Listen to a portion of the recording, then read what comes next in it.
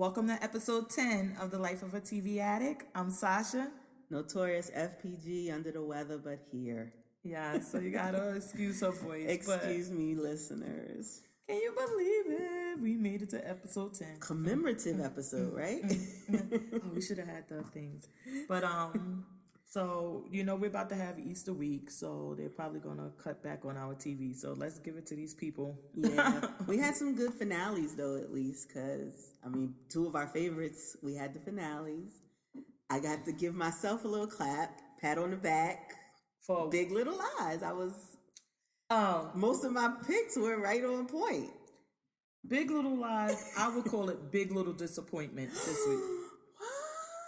Because the ending wasn't what I expected. Because now you saw the ending. Right.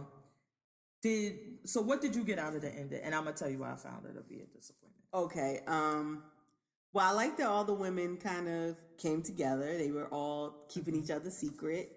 And the way I saw it was that now everybody's kind of in on what everybody's secret was, the reason why he was recognized by Shailene Woodley's character, why he was that he was already beating on Celeste, and this was nothing new. This wasn't the first time this had happened, and that was basically it. The way I see it is that now all the women know this, and that's how they came to this sort of commune of love and forgiveness and friendship now. So I enjoyed it. I didn't see it ending the way it did, as far as I didn't think Bonnie was going to be the killer. That was okay. I thought she was going to be the eyewitness that told on everybody. Yeah. So how different was it from the book? Is that why you're disappointed? Did they differ from the book? It's not so much that they differ, but the way that it ended, it didn't. To me, it wasn't like put all together, because yes, it was clearly implied like that was the Ziggy's father, right? But in the book, when she comes to realize it, it's like they're all out there and he's coming out, and she's like, "Oh, it's you!" Right. You wait, and she she says everything that happened. Okay. And then he's like, "Oh, you were just a fat this and that," and they start getting into all of this, and Bonnie, this back and forth, and Bonnie was there, and they discover that he's been beaten on Celeste, and she's like, "I can't believe you did this," or whatever. So Bonnie is sitting back, and she's like rocking, because she sees this confrontation with and she sees him being abusive, and then she sees him also being abusive towards Ziggy mom, right, because he goes after her too. And she's like rocking, and she was like, "No woman should ever be hurt like that." And she jumps up and pushes him over. Okay. And then it's revealed that she was abused. Okay. And that's why she was that way with the whole free whatever. Right. And that she was abused, and that's why she was so upset about it. And it wasn't more so like how they show she just happens to run upon. She was there, right, and she sees everything, and then she pushes him right, off. Right. And somebody else pushed him too. But she is the final She's the push. Main, and right. then they all decide we're going to protect her. Right. And that brings her and Madeline close, and all of, because they all have that now, that we all witnessed, and we know who killed him, but we're not telling on anybody. He fell. And see, I guess in a book, maybe because you don't have the visuals, maybe you have to go that much more descriptive, because the way she ran up on him, I presumed that this was something she had went through. You know what I mean? Oh, okay. Her running up, screaming, "No," was like she was doing something she didn't have the power to do, and it was her. Like, that's the way I perceived it. Oh, so then, okay. And I also, because she didn't know about, the situation of Ziggy's birth, neither did the other two women. It was just Madeline and Celeste that knew that. So her realization, the realization of Shailene Woodley, once it became clear to the two of them, Madeline and Celeste, then the other women didn't even need to know that till after the fact. But they recognized the fear in her eyes that this was the man that raped her. And I had one more point that I was going to say, which is, Bonnie was the one, like, of all of them, I could see them coming together to protect, saying they were protecting her because she was the one really with no motive. Like, if Shailene Woodley's character had pushed him, she had a motive. If Celeste had pushed him, she had a motive. Any of them other women that pushed him, you had no motive. You had no way of, the cops thinking it was self-defense. You know what I mean? So I could see them, that's what I also presume, that it was not only that keeping the secret of Ziggy's, conception, but the fact that Bonnie would have been charged because she had no reason to push him. She wasn't being hit. She wasn't a victim of the rape. Like, she would have had to come out with her past and all of these other things to try to get off for pushing him. Well, I guess that they don't really keep Ziggy's the fact that he's the father a secret anymore. It comes out, and what Celeste does in the book, and in the book she says that of course they were very, very wealthy, and she was like, I want to make sure that Ziggy that he lives to the same standard. And Ziggy mom's position was like, I don't want anything from him. And she set up these trusts and everything. And that basically whenever Ziggy or she decided to take the money, they were going to be rich. Okay. And she moved in everything and just lived her life. But I don't know. It just didn't, that ending just didn't do it. As far as the book, I think that they needed 2 episodes. Okay. I told you, I didn't think it would be, satisfactory with just the one, and it was only an hour. I know. Why not an hour and a half or 2 hours? I think they needed another episode to kind of flesh out the rest of the story, right? Or even, even to go after what happens after. Yeah. Because then it's like she's pushed down. I mean, he's dead. And they say like, oh, it's a murder or whatever. And then it's like, over. Yeah. And it doesn't show like they all come together to protect it. And then the men were there also. Okay. And they also come together. I mean, it just was a way that they united. And I would have liked to see something afterwards showing Madeline, Bonnie, Nathan, right. all of them eating dinner without the drama, right. And coming together as a family. Yeah. Because of that. You realize it wasn't just the women who came to this peaceful place. Yeah, okay. And I was here every week for Big Little Lies except this week. I was like, okay. Right. It just didn't do it for me. But I understand. I understand. I guess maybe one of the things they were trying to do is that to leave it open so you would read the book. So somebody would want to read the book to find out, like, if they say, I got so many questions still, then you would turn to the book as opposed to saying, oh, got everything from that. Yeah. Don't need to read that. So maybe that's what they were going for. No, everybody that I pretty much talked to about it said that, oh, the book was better, They liked the way the book wrapped it up better. So you're not alone in that opinion. But as someone who had not read the book, it did pique my interest now to read the book. I told you I bought it, but I refused to read it because I didn't want to I'm one of those fast readers, and I didn't want to get to the end before the TV show. So I left it alone. So now I can pick it up and start from scratch, and it'll be like I'm meeting these women all over again. And I'll enjoy that, just getting to know them again. It'll probably get more about their character, more in depth than it did in the show. So I'll probably get more information about their background and how they got to this point. So I'm looking forward to the book now. I think the only character they really, really fleshed out. No, they fleshed out was Reese Witherspoon, Madeline. They fleshed her completely out in the show. Right. And Ziggy mom. Yeah.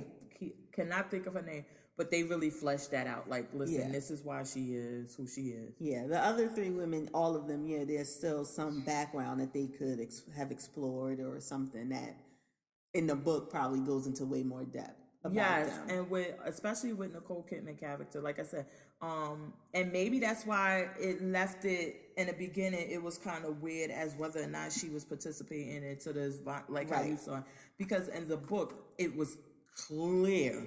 She was being abused, and in order to deal with it, this is the way that she just dealt with it. Okay. And then she would also, her thing was that after every episode, she would spend a ton of money. She would Yeah. spend most of, like, a lot of his money Yeah. because she was pissed off, Okay. and that's what she did. Right.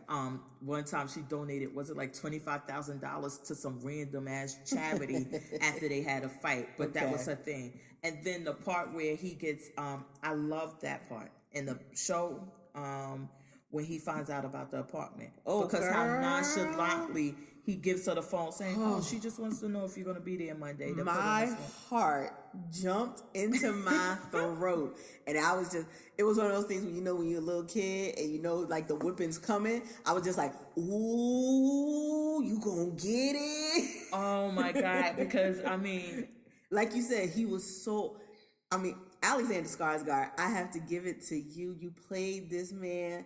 And if you're familiar with his work, you love Alexander Skarsgård from True Blood. So to see him in this character that you absolutely want to hate, it just, but it's like, oh, he played this man, because when he walked out there and handed her that phone, and so calmly playing with his son, and was like, oh yeah, by the way, girl. I can't remember exactly if the son was there when he did it in the book, but that just added, but in the book, it was like a real nonchalant thing, like, hey, your property manager called or whatever. But to add the kid into it, so because you know he's angry, you know he's pissed, but that shows how crazy sociopath. Yes, because he's like, oh, he's just playing with the son. Yeah, and it's knowing nothing. He's pissed. And then to try to be a victim afterwards was like... Yeah. Well, he always played, like, the Perry character always played it as he was this way because of his fear of her leaving. You hit me, you punched me, leave me crying on the bathroom floor in my underwear because you're fearful. And I mean, some psychiatrists say, you know, abuse is, you know, your own insecurities, and the abuser has these insecurities. I just keep rolling my eyes because I was so just so pissed. I was so pissed. And he reminded me of not to get off track, but and I meant to text you this week to tell you to watch Little Women, because especially the Atlanta, it was really good. We'll talk about it. I actually did. Oh, okay, good. But he reminded me of the girl from Little Women, LA's husband. Because that's his thing. And like you're saying, that these abusers, they start to like make you think that it's you. It's not me. Yeah. I do this because of how much I love you. I do this because I'm afraid of losing you. And I mean, he just played this character so awesome. And I'm like, now I'm going to have a hard time. I'm going to have to rewatch True Blood and remind how much I love him, because now when I see him, I'm gonna be like, ooh, I can't, son of a bitch. I was about to say, and then for him to be so handsome and put together, and that was enough. That's another and it's thing. like, but you don't know what's going on inside their household. Yeah. Oh, this was just so good. And then to fucking rape this woman and then go on with your life and be a good father. And then now I can tell you, in the book, basically when he meets Ziggy mom, he uses his cousin's name.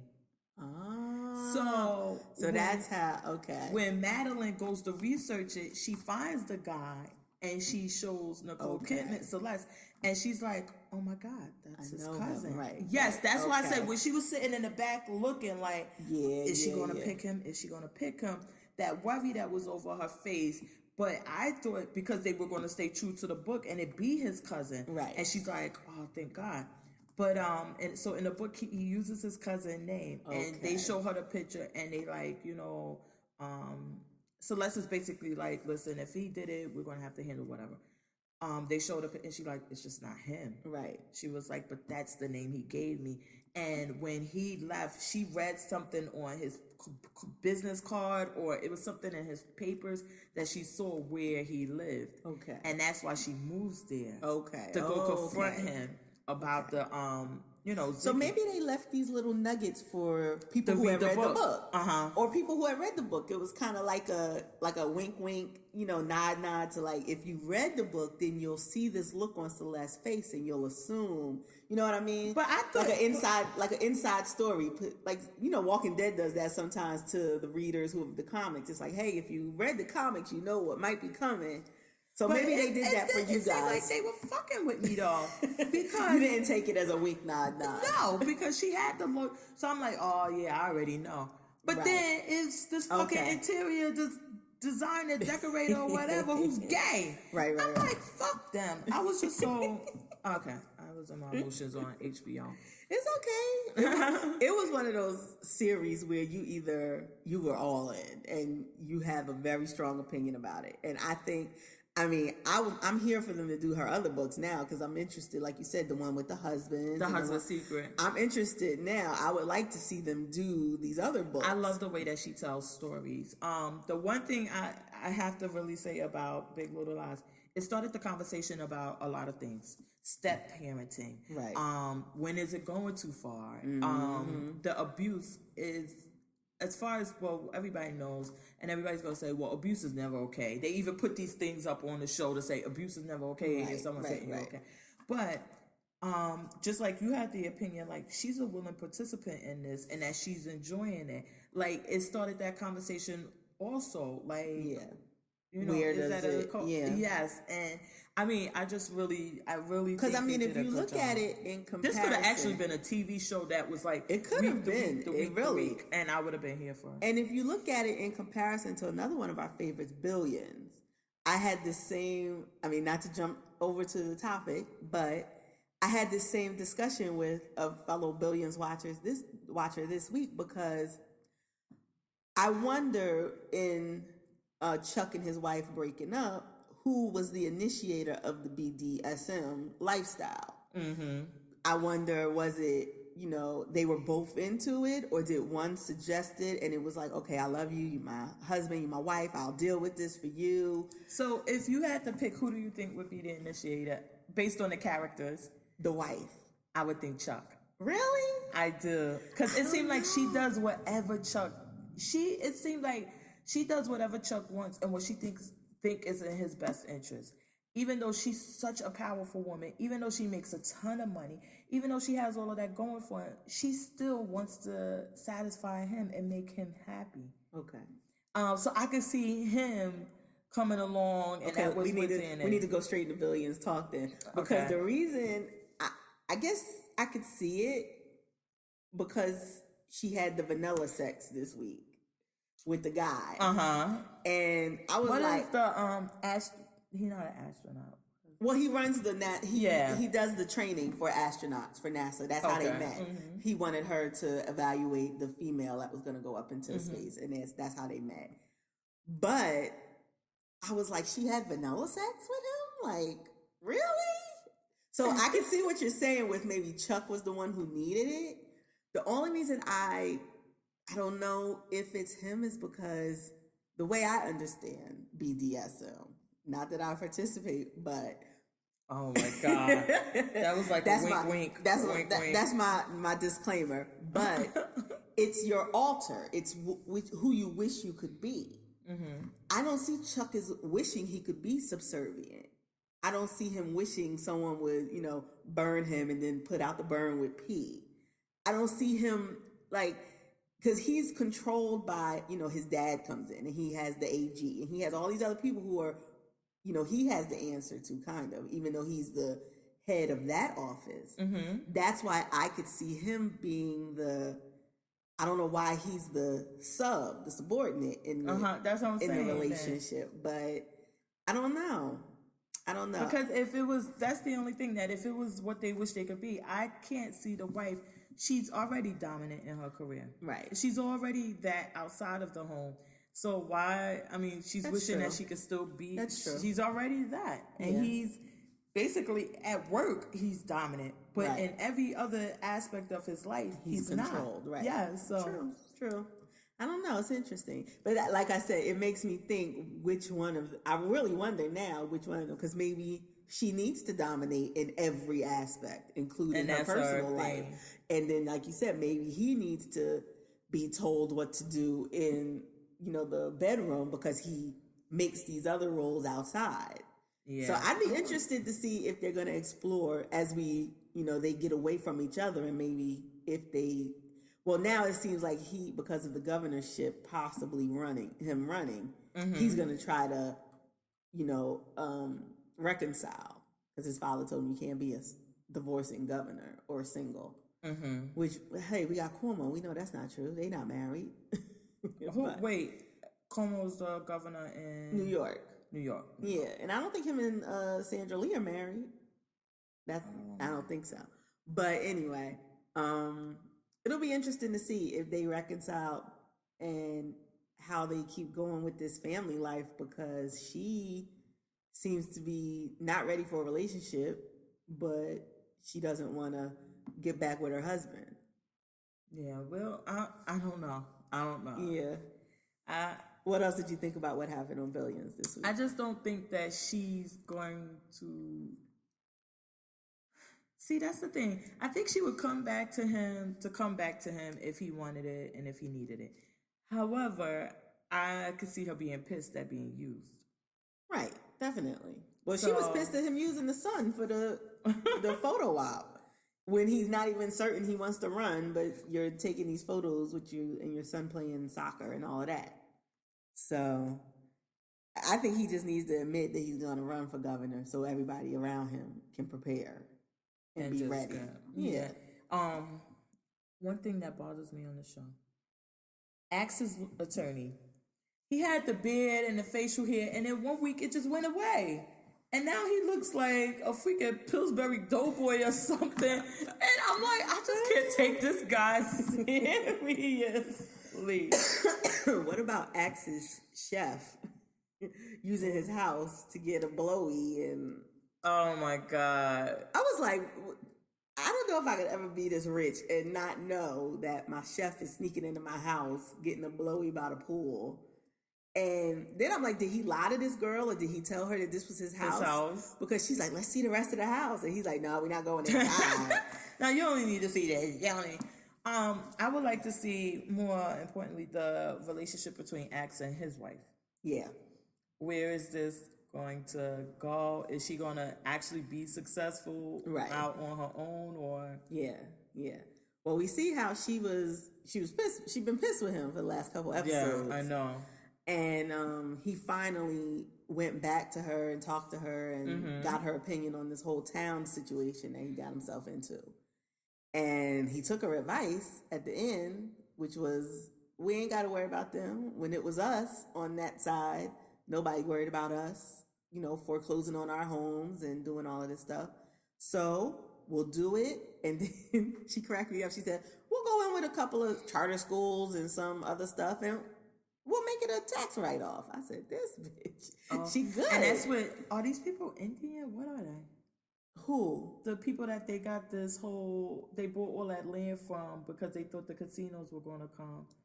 I don't know. I didn't get that. No, the guy he went to visit wasn't. Remember the guy with the motorcycles? He wasn't Indian. Oh, okay. But I don't know if maybe the people who were bringing the casino were.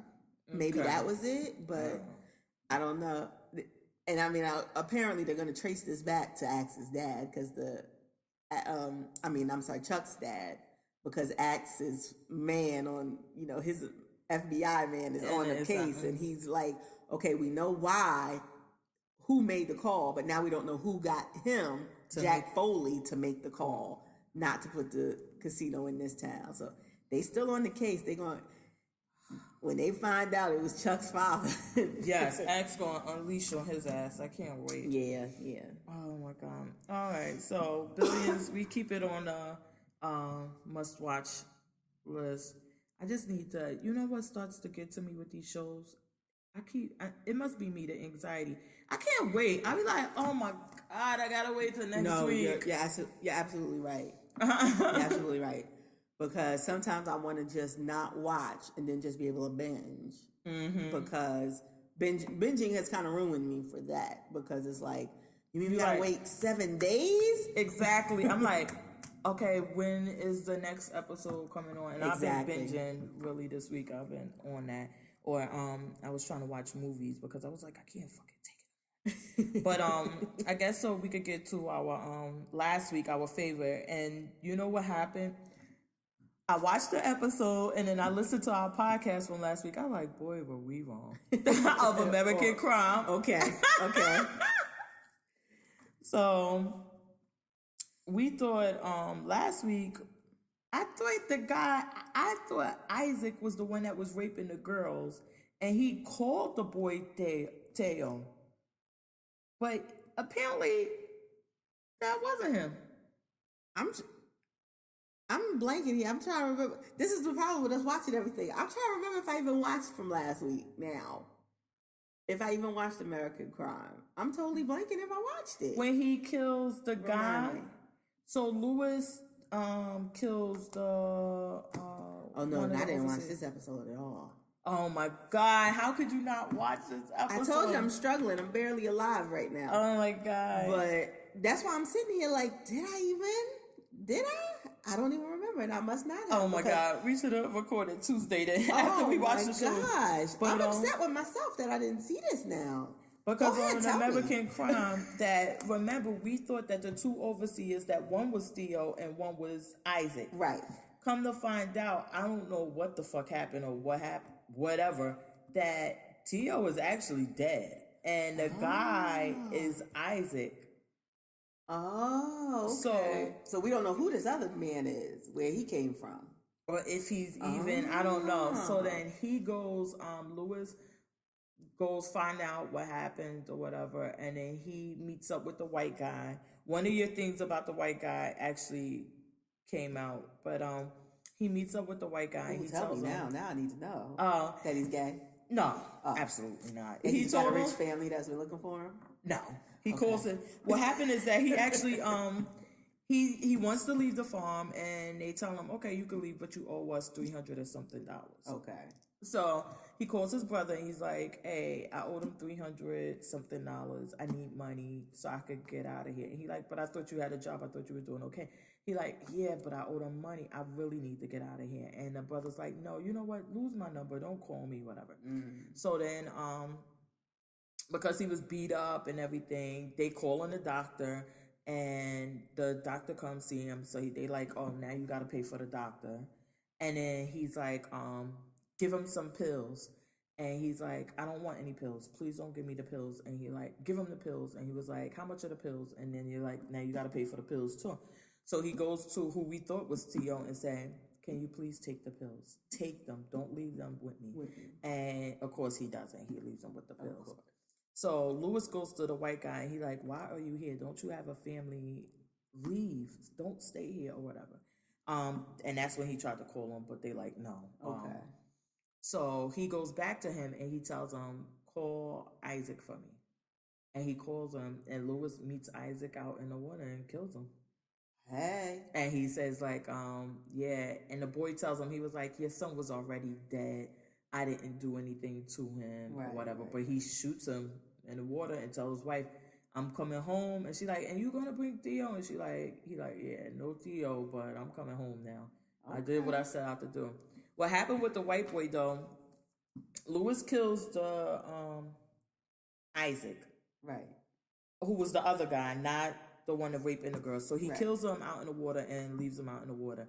And then the white boy ODs on the pills. Oh, damn. So they kind of show them both dying at the same time. Oh, and he's on the street corner, and Isaac's in the water. But what happened is the EMT comes for the white boy, and they give him that medicine that, you know, they're pushing now. Narcan. Yeah, for the OD, and he wakes back up. Oh. Okay. So I said, kind of like what you were saying, like with the white people. Well, it was kind of showing like, listen, this Mexican is dead, also died out in the field. Nobody cares. Right. It's not a big deal. It's business as usual. However, this white boy, by his own choosing, OD's on the corner, and he's brought back to life. The pregnant girl, she decides to keep the baby. Okay. And Regina King is like, are you crazy? What are you going to do with this baby? And because she said, like, listen, you really think I'm going to ask my parents that made me want to go have sex with random people in alleys, can I get an abortion? Yeah. She was like, yeah. But then we see Regina King in a struggle with, which we discussed previously on different shows about trying to get IVF and how much it costs and things like that. But yeah, and the Walmart family. Oh Lord. The Walmart family. The brother and the wife did try to team up, but the mother and them kindly, well, I don't know if it's the mother or the sister, but she was old as shit. and they kindly shut that down. Like, Okay. listen, y'all take our money. Y'all want to shut the fuck up about this and either continue to take our money or not take our money. Exactly. You can make a No, she made a donation, and the sister stopped the payment on the check. And said, no, you will not be making any donations to them or anything. Yeah, but you got to watch the episode because we can't have a good discussion. Okay. But no, I will. Listen, speaking of not watching episodes, don't kill me. What didn't you watch? I didn't watch Shots Fired. Oh!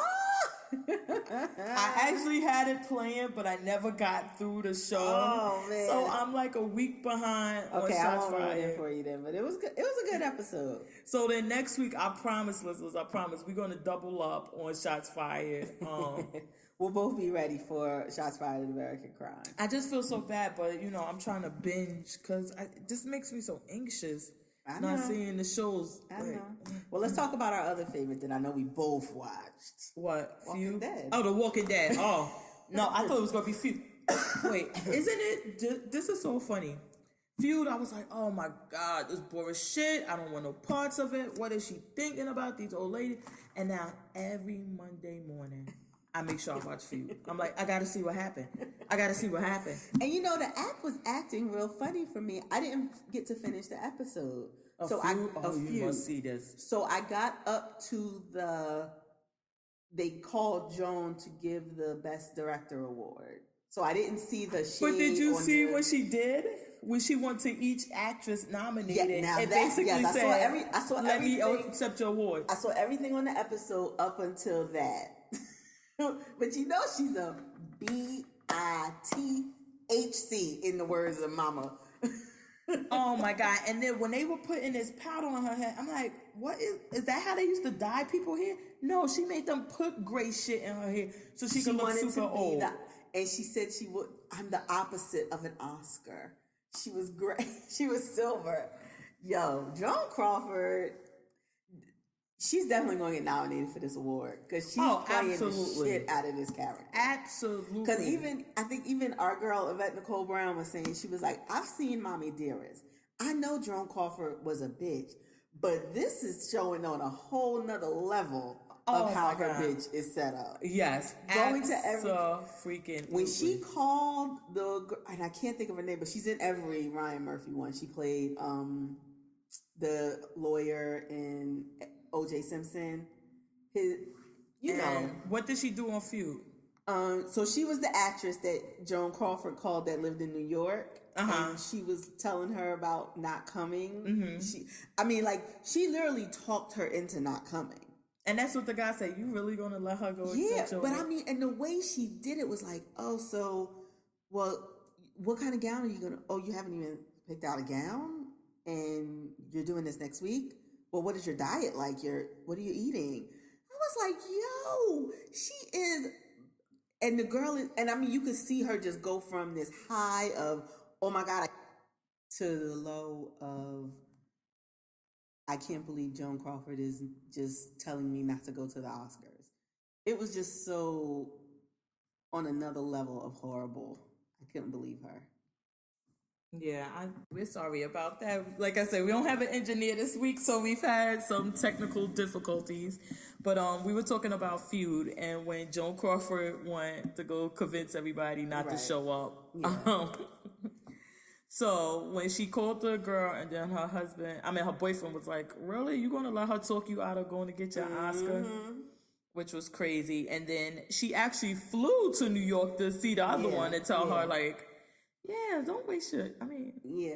I guess maybe with her, she had already heard that she wasn't going and had asked someone, because she asked her co-star to get the award for her, but she said the Oscars wouldn't let someone who's also nominated in the category accept an award for her. And we saw Joan actually talking to the one who accepted the award for her, who was supposed to be, I think, Patty Duke, who was her co-star in the movie that she was nominated for, who brought her dog to the Oscars. I know. Oh my God. But she was like the youngest winner. I don't know if that's still accurate. It can't. I think the female, I'm not sure. I'm not sure if Patty Duke is still the youngest to ever win, but maybe Drew Barrymore. Yeah, I forget what hers was. I forgot either. But and what was the other girl? T. Lee. Oh my God, fuck, and she was in a movie with her father. I can't remember her name, but yeah, I like that when she. Well, I like what the girl at Broadway said. She was like, "Cause I don't want to go. I'm gonna have to miss a show, cancel show, and the people." And she was like, "Oh, you people with your Broadway show," like the way she was so uppity. But then she said that she felt bad because of what was going on with John Crawford and it being like the way they're treating her and the end of her career. Yeah. So she was like, I would gladly let you do it." Right. But thinking that she really had some pure motives when it was all. And even she tried to give her some positive thoughts at the end when she was saying how, Betty was all flash, but that movie was, you made that movie what it was, da da da. She was the young lady that she was talking to was playing Anne Bancroft, who I had to Google to be like, what else has she been in? What do I know her from? So she's the woman that was. Did you ever see The Graduate with Dustin Hoffman, where he was seduced by the older woman? No. So that's what her iconic role was. But the casting was really good because Anne Bancroft had those very striking features and the eyebrows that were very high, and so I was like, this was really good casting as far as who they wanted her to look like. So I just loved. Joan Crawford I'm a nerd won like that, so all I like above and beyond to try to shade what's the name this time. Oh, please. And she was like, listen, I think she only had Betty Davis and one other girl. These were the only two people who could win, and I won't be up on that stage. Yeah. I was like, I can't with her. So when she turned the green room into her own private. And the guy's like, ma'am, this is against the Academy rules. She was like, okay, fine, light my cigarette. I was like, this lady is. So that was where mine cut off. I don't know why it wouldn't let me finish. Well, basically, I forgot who won, but she does end up going to be able to accept the award. But I read online that she feels really like she didn't really win anything because she takes the Oscar home and she still ends up sitting there by herself. Like with the borrowed looking Oscar, sad with the borrowed Oscar. And she set it next to her one real Oscar, yes. Right. Like it was hers. I was like, wait, don't you have to send that to the person? Yes, you're supposed. But she's like, come on, let's take a picture with all the champions and all the. And she has everybody there, and Betty Davis gets that she's shading her and that she's pissed off now. Yeah. When before she was like, nah. Yeah. But now she's pissed. Yeah. Like, how could you do it? Because she really, really wanted this win. I mean, it's really good. This week after week is getting better, and I'm all into it. Well, I did some of our, renewals and cancellations. So they have renewed Feud for season 2. If I was Ryan Murphy though, I would do a different, Notorious Feud every season. I would do it every season. I mean, hell, you could do The Rock and Vin Diesel at this point. Like, just do every season. You would do a Notorious Feud that we know of from Hollywood and just flush it out for the whole season. I would be there for that. Yeah, but I guess they would have to find because you have to get the story. You have to have people that's willing to talk. But not even because we could just do it based on like gossip. The gossip is there, just like what we got this episode with Catherine Zeta-Jones's character, Olivia de Havilland, and the feud with her sister. Of course, when she's talking to the reporter, she's like, I was not ignoring my sister. I didn't even know she was there. But then you see when she's talking on the phone to Betty, she's like, and that bitch. I had the nerve to tell him that I broke her collarbone. But so I was thinking that now because so much time has passed that there are more people willing to talk about it. Right. And say, listen, this is really what happened. Yeah, probably with ones that are more current he couldn't do, but older feuds. Oh, yeah, I'm sure. And then you have just historians who've done from both parts and, people from old Hollywood that, like you said, would be willing to talk about it now. Oh, I think he could do a couple of seasons on this, I think. So I'm here So you need to hire Notorious FPG to get it popping. She has 20 ideas Ryan for you. Murphy. Because I got some ideas we can flesh out for this feud. I loved it.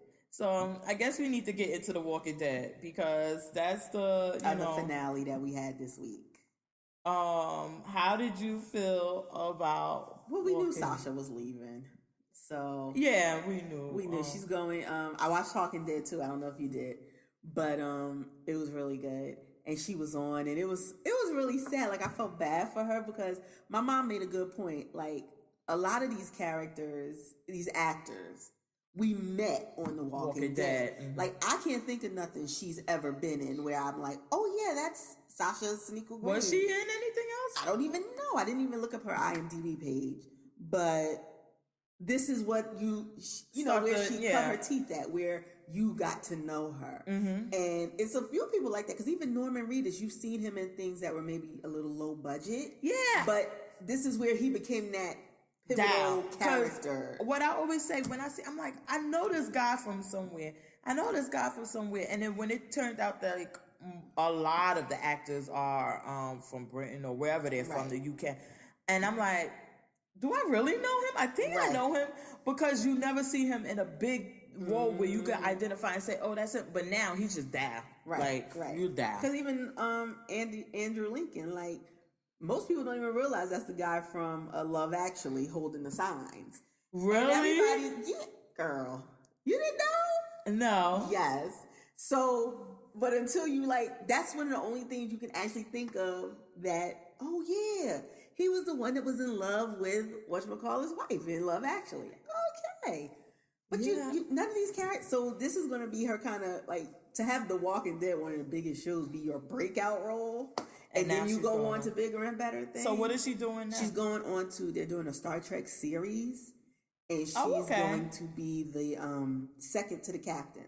So I don't know who's playing captain, but her role is going to be pretty major, because she's like the second in command on the ship. See, so we were right when we said it looked like listen, I got another job. I mean, it did turn out differently than I expected, because I thought she just went in there and they shot her. I'm like, really? Yeah, no, I like the way she did it. It was cool. Oh my God. To help, and then, but I give myself another pat on the back, because I told you them damn scavengers, garbage pail kids couldn't be trusted. Oh yes, you and the engineer Craig G, y'all were really like, listen, I don't know what it's gonna be, but I didn't see them turning there. Them damn garbage pail kids. Just bad. But I know. I was like, oh man. And yo, Michonne got her ass. Like, I'm glad she ain't died, but she got her ass mollywopped on top of that fucking with building. that girl, oh my God. And then you hear somebody falls off and yell, and Negan's like, oh, somebody you love died. Oh. I love this Negan. I do not like this Negan. I know. But we did get the scene. It wasn't the way I pictured it, but with the tiger. Yeah. And the tiger, I'm like, get him. He was like, we will not fall on this day. I'm like, listen, leave that Hamilton in the Park, Shakespeare in the Park shit alone. See, you worse than me, because I was like, oh, I was doing Lord of the Rings. I'm like, to me, he sounded like he was in Lord of the Rings. Oh my God. I was like, leave that shit alone. But I'm happy y'all here. So, I mean, I don't know if that was the plan and they set it up, but it couldn't have been, because then the scavengers would have been in on it, or did Rick not fully trust them and tell them the full plan, or did Ezekiel and Maggie and them crew decide later on to join the fight, and that's why they came late? That Ezekiel and them were going in, I think, anyway. And then Maggie and them, once Gregory disappeared, that was their, oh shit, he must know something's up. And he's, okay, we need to go, because there's going to be some shit popping off. Because they're going to come after us, because he's... And I don't think that they knew that that it was going to be that day that they were going to show up, and that, you know what I mean? But I think they might have been going to join forces with them then, not knowing that Negan and his crew were coming that same day. Off. Right. So it was, I really liked this episode, the way they did it. And yeah, Shiva was funny though, because I was like, how'd she even know who to kill? That was I'm like, okay, she a tiger. How she know those bad people? She don't know Rick's people. She could have just as easily jumped on a Rick person. Listen, don't ruin it. Okay, I'm sorry. Don't ruin it for me. With thinking, I know. Don't ruin it with thinking. No. But leave it alone. I liked Sasha. It was really good, and I'm like, oh, she had him. She had him right there. Oh, she could have just. But he was too quick. I don't think he was prepared. And now he suspects Eugene. But Eugene says, I reckon she ran out of air. And he ran out of no damn air. He was like, the okay. tart. And he just was like, okay. No, you don't believe him? You don't think he believes him? I don't think he believes him. No, not in the least. But Eugene didn't do it intentionally. But if he had told Negan at that point, would Negan have believed him? Probably not. No. But I don't think Eugene was trying to turn on him and trying to give Sasha a means to do this. Mm-hmm. He didn't know that that's what she was going to do. He just figured, she's in a better headspace now. She's going to be on our side, and she's going to try to talk him into it. But when he said to her, only one person had to die, and so she decided, okay, that'll be me. I'll be the one. So you don't think that he knew she was planning something because she asked for the poison? No, remember, she didn't ask for the poison. She asked for a weapon. Uh-huh.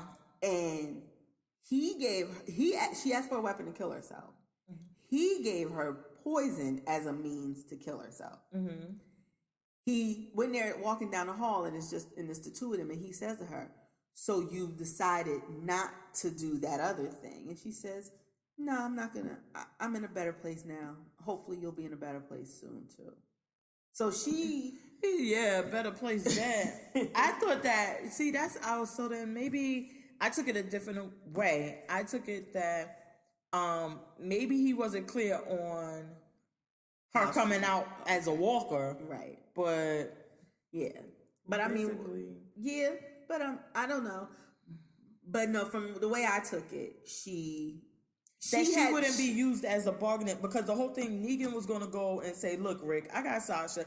I know you care about her. Not to shit off. Someone less important to kill. Yeah, or, and that when they open a casket, that she would already be dead. So then that would stop that part of it. Right. So now he may not have went as far as to think that she would be a walker and would jump out and try to... But she's going to be a walker, because when she died, you turn. Well, maybe he miscalculated the time it would take for her to turn. I guess. The way I took it was Negan knew she would get to the casket. She would get there with enough air. Mm-hmm. She may have been a little sweaty. She may have been panting, but she would had be enough alive air to get there. Even covering her up with the tarp, no, I don't think Negan buys that. And Eugene he seemed genuinely surprised when Walker Sasha emerged. Mm-hmm. So to me, the only thing he did was to give her the first generation iPod to make the trip, to give her something. And let me tell you how much I hated these scenes of her with this fucking iPod. I just did not care. Right. Because number one, let me tell you, I had a first generation iPod. That fucking, you would have to plug it up all the time. But besides that, I just didn't care enough to keep seeing her with this fucking listening to music. Nobody cared enough. Yeah. I wanted to know about the war. But I am happy that they ended it that way. Like I said, I wanted them just to be showing up to the war. But I think this was also good because now we have so many questions and we're basically like... Well, yeah, because now we don't know if the Garbage Pail Kids are going to join Negan permanently, or are they just going to go back to hiding and just see whoever wins. And hey, we was on your side all along. We was just forced to be on their side, Yeah, no, that shit ain't going, because Rick, that just ain't gonna work with them. So, and I'm interested. We see Maggie ascending to the leadership role at Hilltop, and we see her closing the scene, and she's like, how many months pregnant now? I'm thinking she's still supposed to be only like 1 or 2.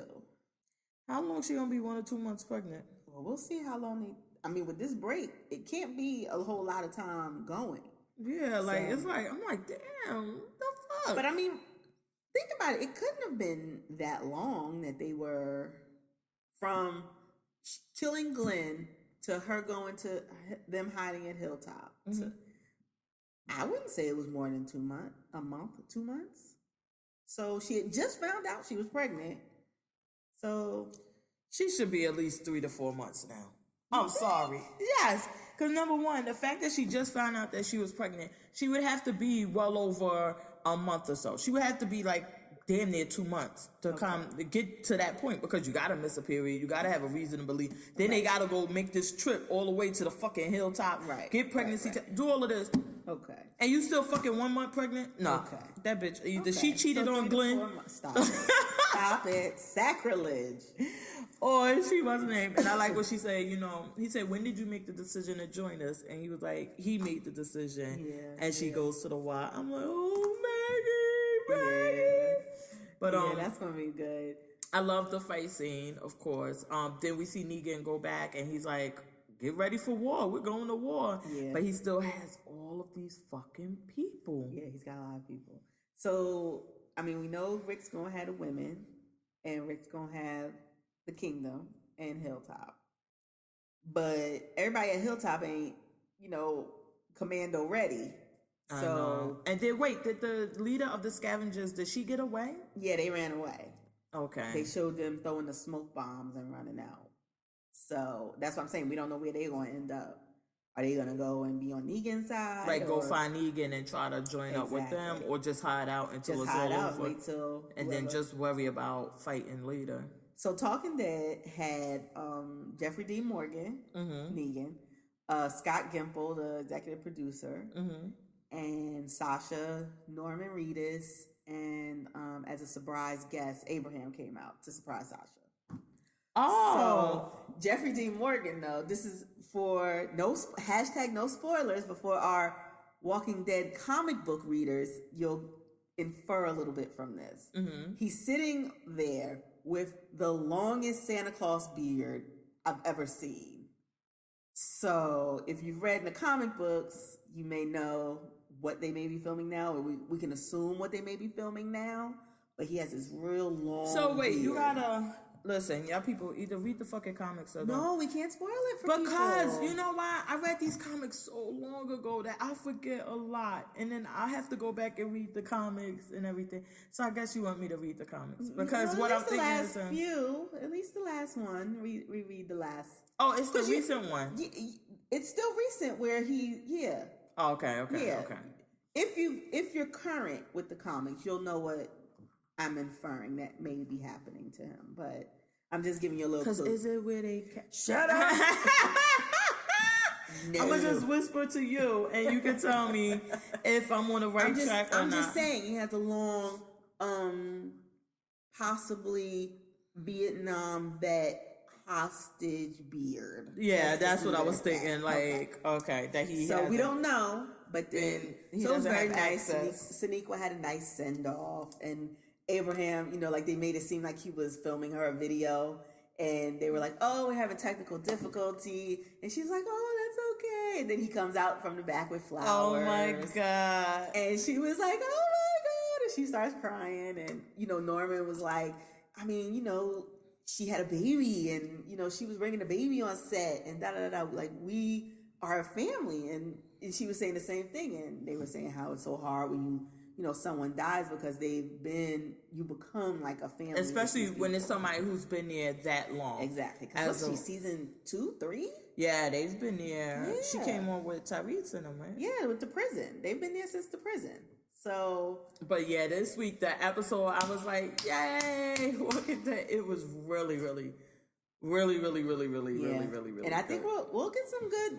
I know you're still not Negan ready, but we'll get some good stuff coming with this war. Well, no, it's not. The thing is that I mean, like I say, I just think that the actor, and I don't know why I keep thinking he's the guy from Everybody Loves Raymond. I don't know either. He just looks like him so much. I'm gonna get pictures and put them side by side and put them up on Instagram so people can see. Disrespect. And every time I see him, I'm just like, and he's like, "Oh, what do we have here?" And he do that, and I'm like, he's just not scary enough.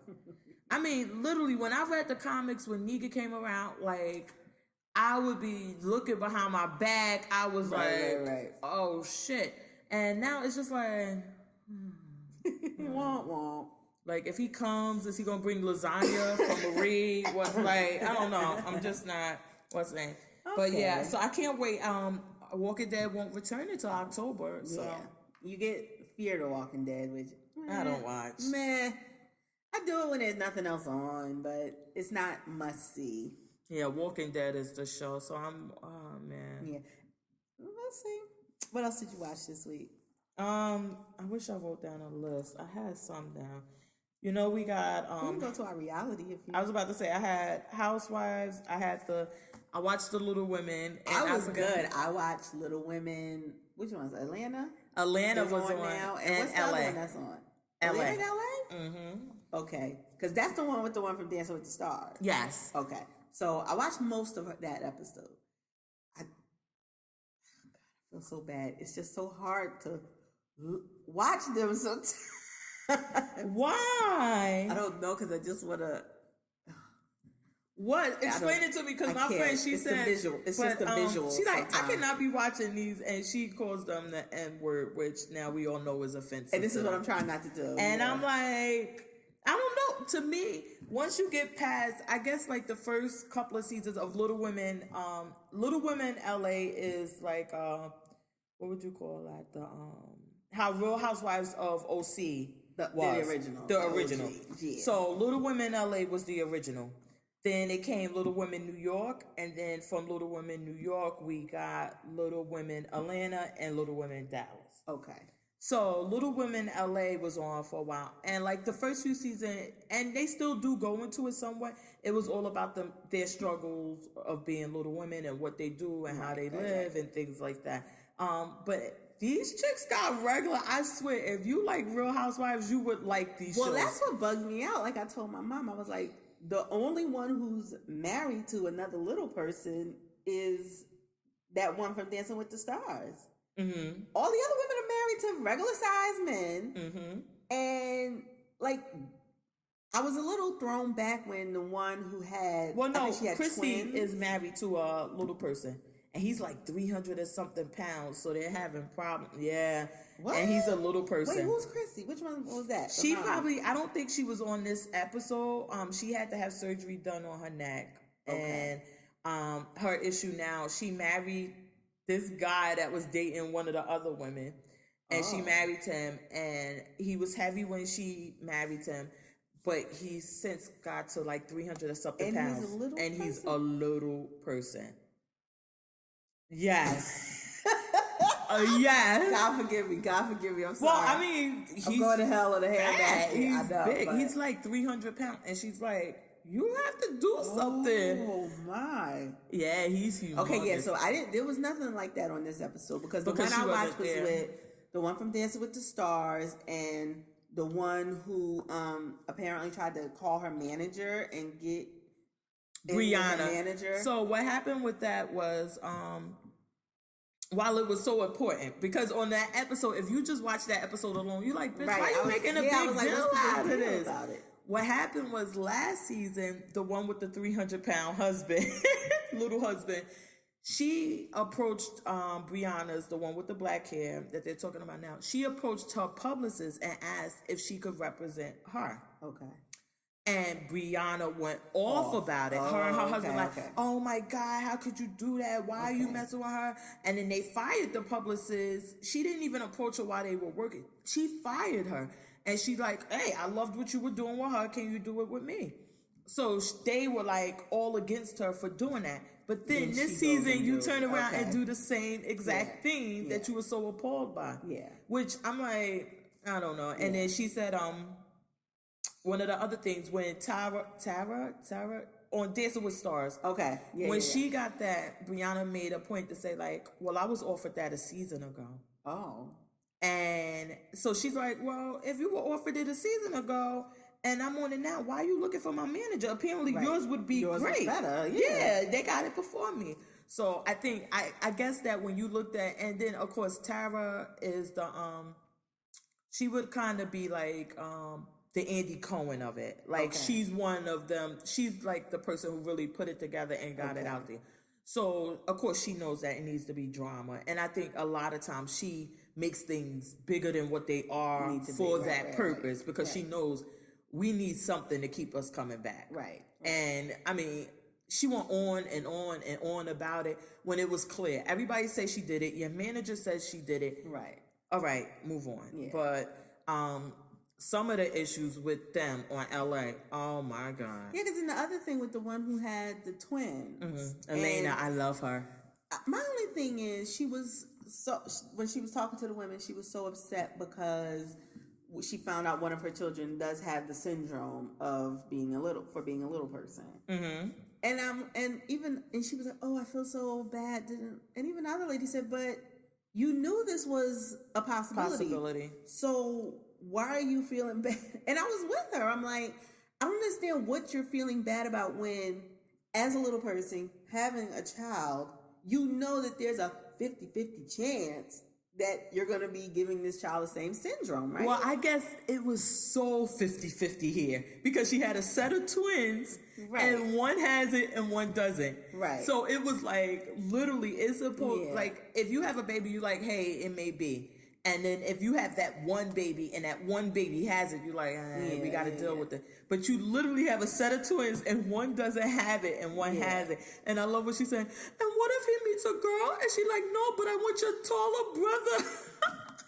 I'm like, girl, if you don't have a seed. I'm like, oh my God. Now the other thing where I found myself, chastising myself for laughing was on the one in Atlanta when the fake J-Lo, the miniature J-Lo. Oh, wait, hold on. Let's finish with LA because there was a few other things. On the LA one, when we were talking about the abusive husbands on Big Little Lies, we saw this one. This guy that Brianna is married to, Matt, has now thoroughly convinced her that it's her fault that he's doing everything that he's doing. And wasn't it something where she had kicked him out the house and he went and talked to a girlfriend or something and asked for a ride or something? It was her friend, and her friend, rightfully so, went to her other friends and said, "Listen, this is the problem. I'm uncomfortable with the way that he acts. I don't even agree with them being together because last season we had it where it was explosive. They had all the texts. He was texting people, DMing them, doing everything.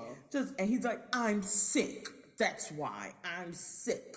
And I need help. And I just want to kill myself. All of this other shit, dramatics.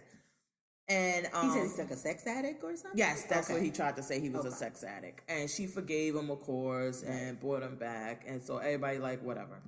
So she's like, listen, it's the same shit going on with him, and I'm uncomfortable with it. Yeah. But I'm scared that if I say anything to Brianna, she's gonna cut me off. Mm-hmm. So what should I do? And they basically told her, she's gonna cut you off. Right. And then we see she goes to her, she tells her, and what does she do? She cuts her off. Yeah. And saying like, well, y'all don't know, because Jasmine says, well, I don't really want to be friends with you like that. I don't want to be involved in your relationship because then you're going to cut me off. Look how quickly you did that to her and you call her your best friend. And she says, well, she was flirting with my husband. Yeah. She was hitting on my husband. Yeah. This guy has her brainwashed. Right. Fucking washed. And so she's like, what do you mean? And then I like when the Russian girl, Elena, with the twins, she's like, if one of you try that with Preston, I will be... Yeah, she was funny. She was going, I love Elena. But this guy, he's like, is he the father of her child? The last one. Okay. And let me tell you, we hear about women poking holes in condoms. I think he was poking all the holes in the condom. He's like, I'm definitely going to get you pregnant because A, we're on TV. Right. B, you're getting paid from this. Right. He doesn't work or do anything. Yeah. He has kids. I'm sure she's taking care of the kids. Oh, he has other children with other women. Yes. So, messy. Exactly. So he's like, oh, yeah, I'm locking this down early. Oh, wow. But, yeah, I just hate that. And I know on another podcast we talked about when women choose the men over their friends. Mm-hmm. And it's like, why are you doing this when he's clearly a piece of shit until everybody's uncomfortable with it now. And then you just kick your friend in. But then it's like... and in that same situation with the friend, you don't say nothing because like you want to say something because that's your friend, but it's like she gonna forgive him, get back with him, and then I'm gonna be the one that looks like the hater or exactly because I'm trying to get with your just like what she said. I'm trying to flirt with your man because I'm trying to tell you that he's an asshole. Well, if you watched from the first season when she met him. basically she had cut off every single person for one reason or another regarding him. And then last season, all of the girls just basically like, look, fuck it, we know he ain't shit, we know he doing dirt, but she's gonna be with him, so let's just accept him and accept her so we can move forward. Yeah. And everybody was kissing her ass last season, which I didn't care for. Like you said, they are regular. It's regular drama. It comes in a miniature package, but it's regular drama. And that's why I say once you get over that, they have certain health issues. The Dancing with the Stars, the girl that was on Dancing with Stars, her whole thing, and her and the Russian Elena, which if you watch the season, you got to binge this during the summer. She was a mail order bride. What? Yes, she was in Russia, and her husband. She's basically what you would call a mail order bride. But her and her husband seem so in love. They are so cute together or whatever. You mail order a little person? Well, they didn't know. And that's another thing. If you watched basically on the first season that his family, and I'm not sure if he really knew that she was a little person as opposed to just being short. Because as you see, she's taller than the rest of them. Yeah. So they just thought she was short. And she's like, I don't want to tell them that I'm actually a dwarf. Because in Russia, she tells the story what she about, because she was saying about her son. She was strapped to a bed for 2 years. Oh my goodness. And so she's like, she didn't say anything, and that's what she's scared. And like, no, they do seem like they are in love. Yeah, they really are now. But she was basically a mail order bride. And because her and the other girl on the other one, in Atlanta, the one who threw the girl a baby shower, she's tall. Like she's one of the taller ones too. Where I'm sitting there looking like, is she just short? Like she really just seems short. They had it with her and the other one got into an argument, and the argument was based around whether or not she's really a little person. And well, I swear to God, I almost fell in my sickened state. I almost fell off the couch when they were trying to talk. They were trying to talk to Abira about talking to the twins on Atlanta one, and she said, "No, it's okay. I'll be the bigger person." And when the other one said, no, Mama, was it Juicy Baby? Miss Juicy Baby. Juicy, she said, whatever you do, girl, do not say that to them.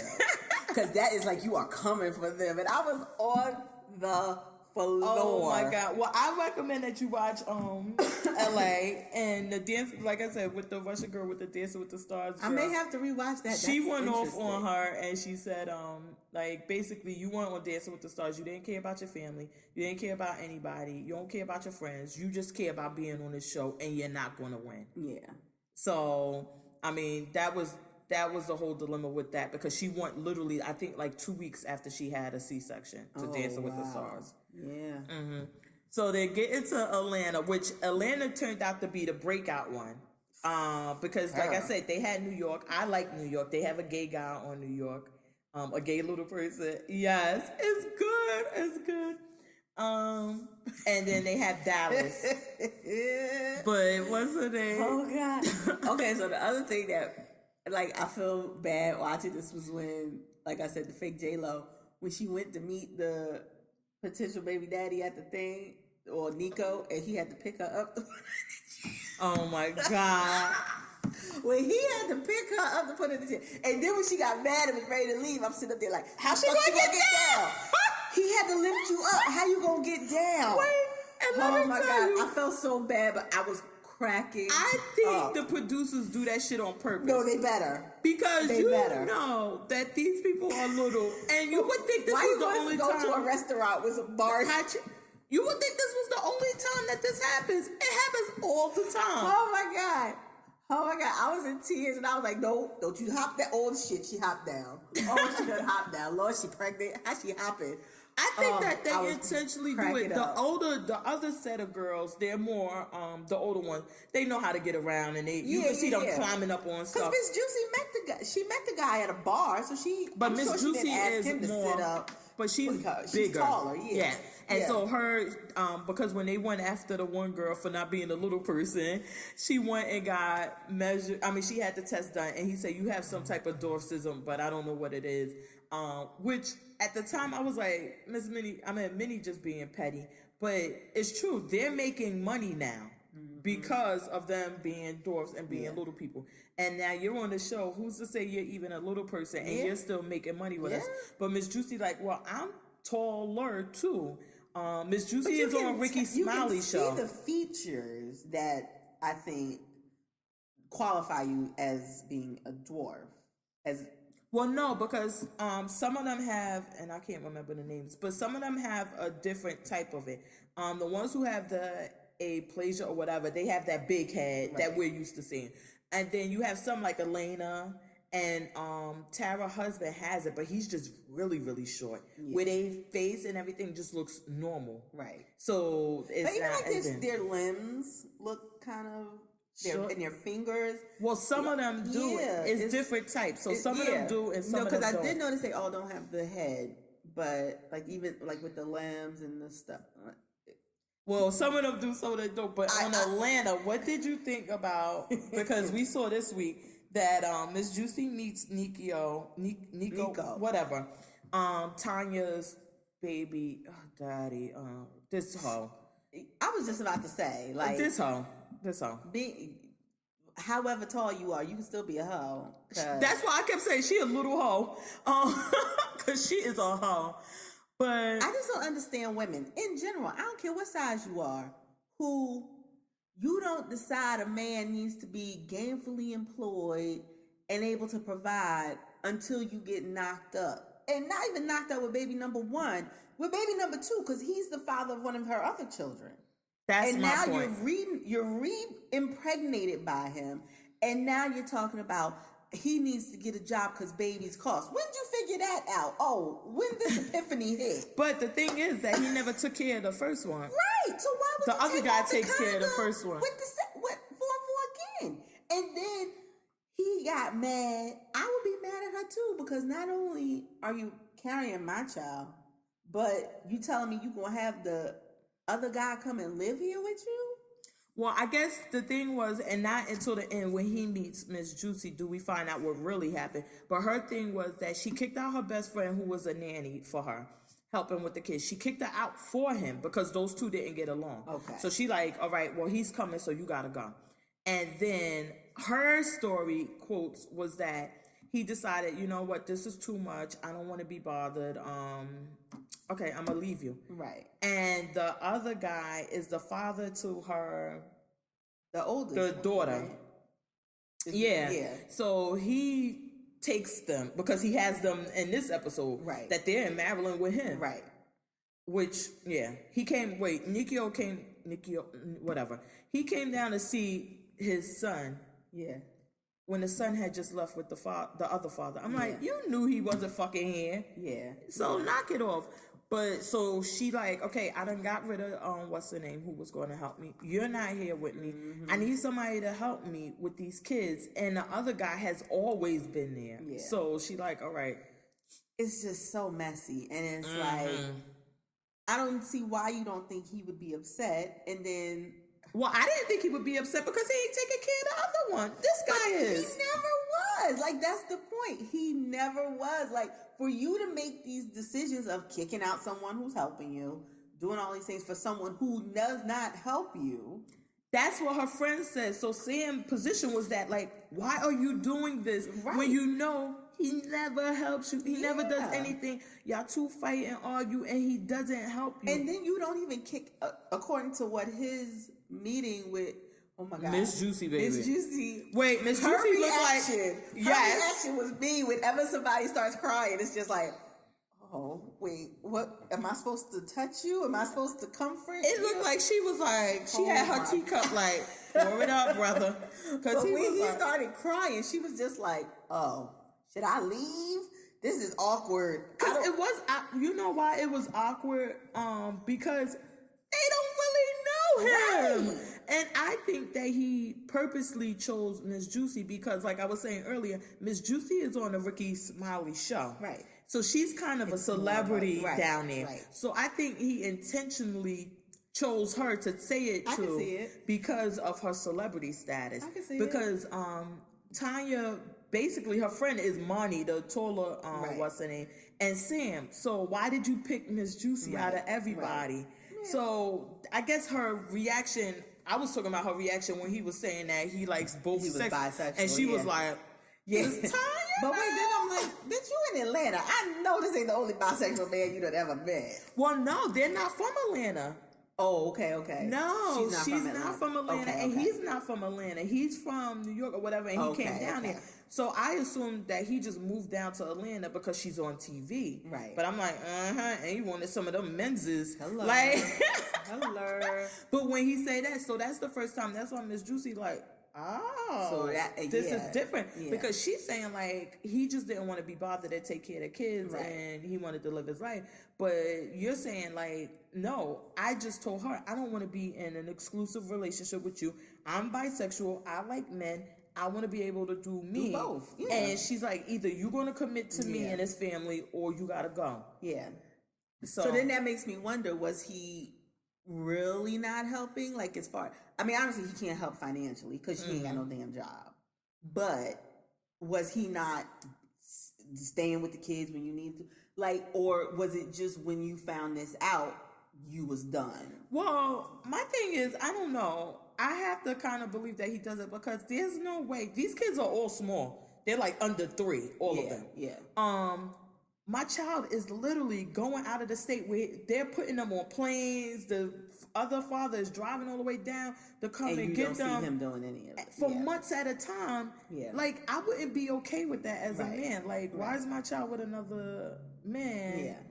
Other than, like, he's a deadbeat. And he's like, I don't care. Damn.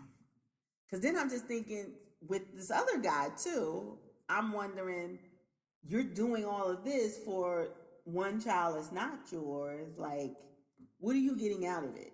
Well, you know what happened in the other episode, what she said is that she was with the guy who's going to move back in with her.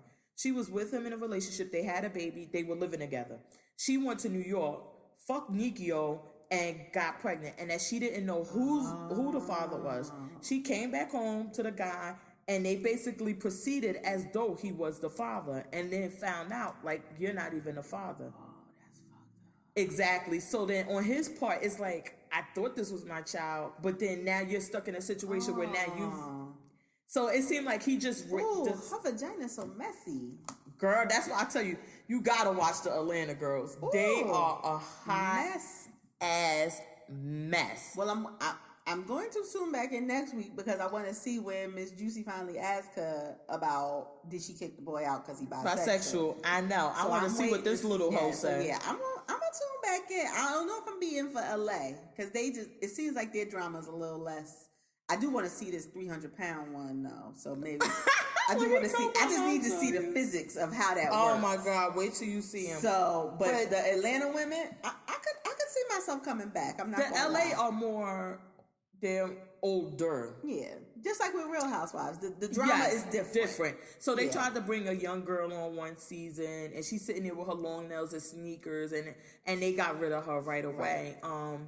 Because it's different. It's just different. So it's more of like but the Atlanta one is like Housewives of Atlanta. Yeah, just like Bougetto drama. Yes, you on a tiny scale for that one. So I guess we might as well get into the Atlanta reality shows, Housewives. Did you watch Love and Hip Hop Atlanta? I don't even know if I did or not. I just can't. I just can't. I did. I watched Black Ink. I was Black Ink ready. Oh my God! And I was so glad I tuned in because I forgot how fucking fine Ryan from Black Ink Chicago was. Oh my God. I forgot that motherfucker is gorgeous. Like, he makes Black Ink New York look like the fucking sewer because it's just, So let's spend a minute or two on that. Okay. My issue with Black Ink Chicago is that they are kind of boring, but they're so much trying to be Black Ink, the New York version. Don't be that. Right. Be Chicago. Y'all do good tattoos. Y'all have a different clientele. Like, be y'all. But y'all forcing it to be so much like that. And I guess it comes, like they say, ignorance is bliss. Yeah. But now you have something already in place. So you can watch TV every whatever day they come on now. And I think it's Wednesday. And say, oh, this is what they're looking for. I remember when I watched season 1 of Black Ink Chicago, I really thought they were going to be the anti-Black Ink New York. like Ryan was very positive about his city. He talked about his sister dying and how he was, trying to be a instrument of change in the city because of what happened to her. Like the whole guy, I can't remember his name now, Ben, I think, who was going away. And he was married though, a good father, and just made a dumb decision with a gun and was doing. Like, I really thought they were going to be like the anti-New York of, no, we are all stand-up people, and we just happen to have this tattoo parlor, and this is what we do, and this is how we make our money. And yeah, then they did try to go Black Ink New York venue. So I'm hoping they bring it back maybe when they come back. And I know. I think that if it wasn't, and especially that Cat and 4 and all of that mess, I didn't need that whole thing. It was it just was unnecessary. But Black Ink, oh my god, Sky #1. We gotta tone this down. I love Sky, but this yelling every week. But the one thing that I was talking about all week for Black Ink Crew is that he cut your check and you give him sex. He cut your check and you give him sex. Yo, they are so disrespectful. But damn, that should be funny. I'm mad at C's though with this whole bullshit, because how do you literally hop out of this situation with Duchess and then start up I don't care if Kit Kat sits her pussy on a pole and it's dipped in gold. It's the same situation when you letting another female come in and run your shop and make the decisions, and you're just sitting back thinking you look like a dom when you really look like a bitch ass nigga. I've been saying that since season bitch ass nigga. 1. But I mean, at least with Duchess, it made me seem like they could be a low budget Jay-Z Beyonce. Like, don't hold on now. No. You're not going to put Jay-Z and Beyonce in the same conversation as far as we're like-minded, we can, both are respected in our craft, and we can try to make an empire. I thought that they were of that equal yoke. No. But this other chick, Kit Kat, she don't seem to have what's her skill? She know how to pour a glass of champagne? And answer the phone. I'm like, Sky, bitch, we know how to pour. We don't drink champagne here. We drink Henny. We drink Henny. Oh my God. Our clients don't want no champagne. Duchess, the whole issue I had with Duchess was that the way she started to treat the people. Like, she thought her and C's were better than, and I don't even think she thought C's was better than. I think that she thought she was better than them. I agree. And that since C's was the boss and she was with him, yeah, that he would also be lumped into them. Yeah, and that they could look down and treat them that way. But I think I've never seen a tattoo she did that I'm like, oh. No, I remember one that I saw her do that I was impressed by. And I mean, she obviously had some talent. But even in that respect, I don't care if it was, even if C's was with Sky, these Duchess, Sky, they have a history with you where they've proven to be by your side. We're not just here for the camera. And Kit Kat just got here. She ain't proved her loyalty to get you. I'm like, oh God, I always want to call him Puma, the little raggedy ashy one. Walter. Yes. Oh my God. I'm like him. How did she get to be we walking in here coming from our house? Like, how? In less than a month? Not even. Not to mention, you still being messy and fucking Sky's girl. At the same time. And I swear, Sky's so fucking shady, but I would have did the same thing. I'd have brought my friend, like, oh, this is my friend. I know you know her because y'all was on a date last night. Oh, she's so messy. Oh no, I love that because she was like, let me put her in her place. And I mean, the fact that she was at this nigga house playing and joking with him just the other day, and then she come up shady as fuck. I loved it. I loved it. I was like, come through, Sky. But where the hell is Puma? I don't know, because I thought he had opened his own shop too. He did, and then they closed it for a while because somebody shot up the shop. Oh. And I don't know. After him and C's had that whole breakdown and that whole thing went left out, it was a wrap. And now they're going to do, I guess they're going to do a Black Ink Atlanta. But I would have loved to see Puma be involved with the Black Ink Atlanta as opposed to them trying to fake something Yeah. and get seized down. But oh my God, Black Ink Crew, Yeah, and then when Sky left the rest and took the tablecloth off, I was like, oh my God, I love her. Other than being so, she scares me. I'm frightened. I love her, but I'm scared all the time. I'm like, oh my God, I love her, but I'm scared because I know she could beat my ass. I ain't even gonna lie. I know she could. I wouldn't even want it. I wouldn't even pretend. I think you could get her. Oh no. I ain't even gonna lie. After tagging a friend. Well, you cut those checks and you give them sex. I could not stop singing that song. So messy. And then they were doing dances to it. Oh my God, they always are so extra. Extra. All right, so let's get to Atlanta Housewives. Oh my God. All right, so we had the opening of the OLG. Yes. Well, the soft opening. Because they ain't got no license, they ain't got no nothing yet. Get the fuck out of here. Yeah, that's what Candy said. This is just our, presentation for our friends and, people. This was just that was a soft opening. But now during a live tweet, there was baller alert. They were tweeting, they were saying, has anybody been, da, da, da. People were giving it good reviews. They were retweeting that they liked it, the food was good, and there was some videos, Candy had posted some videos on Instagram too, of people going to the restaurant. Like they do like music on certain nights, and there were people there in the day saying that the food was good and everything. So it's getting good, positive reviews. You know why? I'm so conflicted with that because I want to see Candy win. I just love Candy. But you can't love Candy and not love Todd. And you know what? Me and my mother were having this same discussion, and she kind of agrees with you that she thinks Todd may be an opportunist now. She said she don't think it started that way, but she does think he may be an opportunist. But I don't know. I just don't feel like if his being an opportunist benefits their family and Candy financially, I don't see what's wrong with it. But I don't think it does because that restaurant, I'm sorry to say, like she was saying before, is that she's losing money on it. And more than likely, I mean, not to put it like that, but most businesses aren't profitable right away. Right, especially the restaurant business. Exactly. They might not turn a profit for a year or two. How is that benefiting our family when I could just be writing songs or selling dildos and making money without putting out the millions of dollars in construction? And I don't know. I mean, is that something really that you see Ace Wells Tucker being involved in, selling dildos? I don't know. Oh, I don't see Ace Wells or Riley ever needing to work a day in their life. But you want to raise a child that feels that way? You want them. I mean, if you're trying to raise your child, I think to have a not swollen head. Mm-hmm. If we have a restaurant, you the busboy. You the busboy. Like, you are going to be involved in, this is not just you sit back and get a royalty check.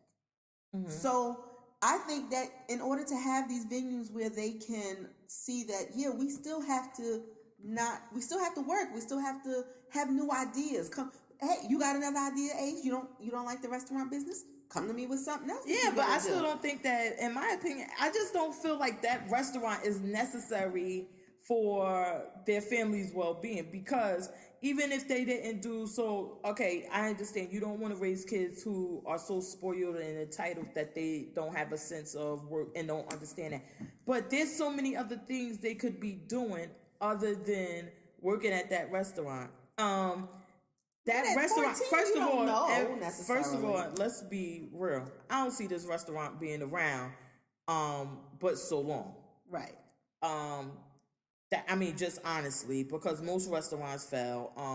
I don't see them being able to devote the time as far as Ty, because Candy, I guess because she's so seasoned and experienced that she knows I need to hire the right people and put them in place to do certain things. Because she even says at the time, if you would have let this one come in and help, and you would have let Don Juan come in and help, this would have been done by now. But see, on the same token, no, you can't have it both ways. You can't tell me that I'm gold digging and then tell me to use your team to get my dream going. But that's what we pay them. They're being paid. But they're paid for Candy, Cody. Oh no, they're going to be paid, and then you would negotiate with them, and you would cut them a check, and they would be paid for old LG. I don't want Don Juan there. Don Juan is the shadiest motherfucker ever. I love me some Don Juan. And he been throwing Todd shit. He was Mama Joyce's, voice when Mama Joyce wasn't around, throwing Todd shade since day one.